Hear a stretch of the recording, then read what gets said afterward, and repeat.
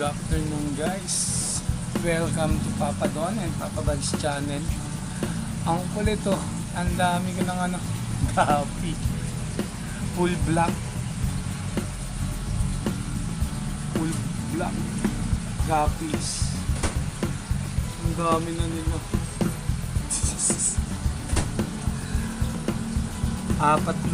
apat na female na gapi yung nag-drop. Dami na nila. Tapos ngayon, ang naglaki yan, oh. Ang laki.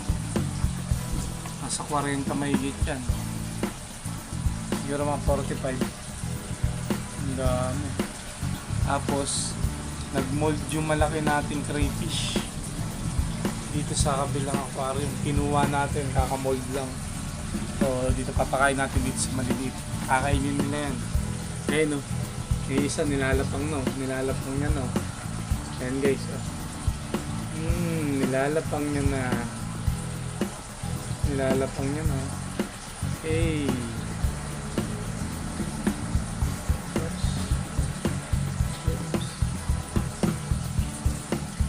Nilalapang niya na yung ano.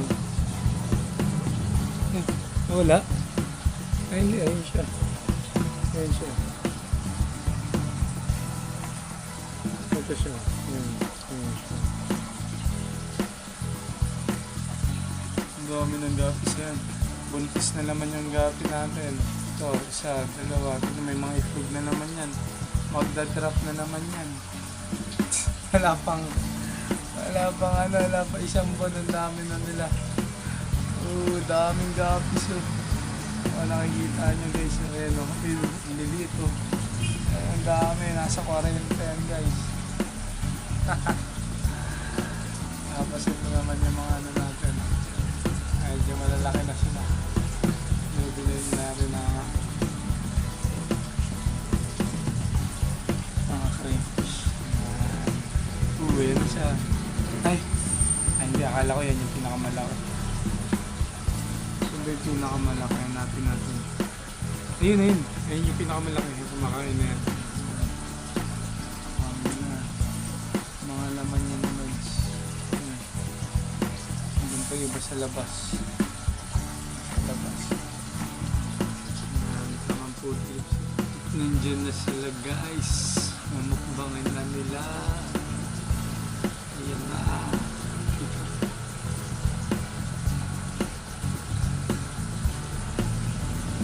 Mukbang.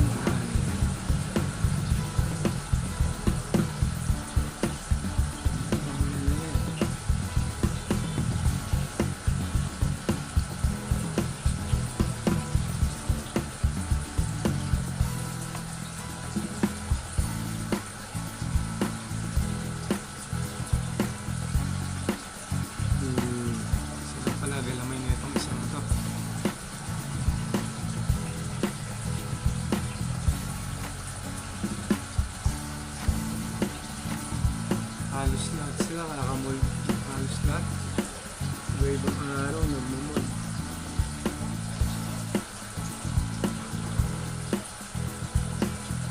Update natin sa nating crayfish.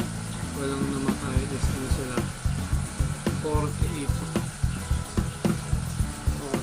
at sila. Yan. Tapos syempre kumuha tayo ng bagong overflow. Yan. Ito yung bago natin gawang overflow.